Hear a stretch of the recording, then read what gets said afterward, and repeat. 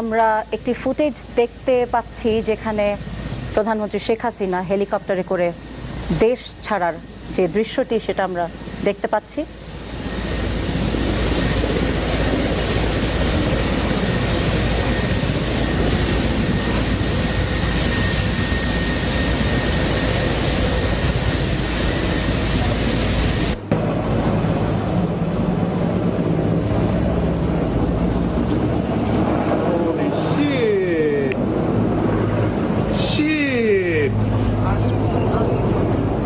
হেলিকপ্টারে করে দেশ ত্যাগ করলেন শেখ হাসিনা, সেই ফুটেজটি আমরা দেখতে পাচ্ছি।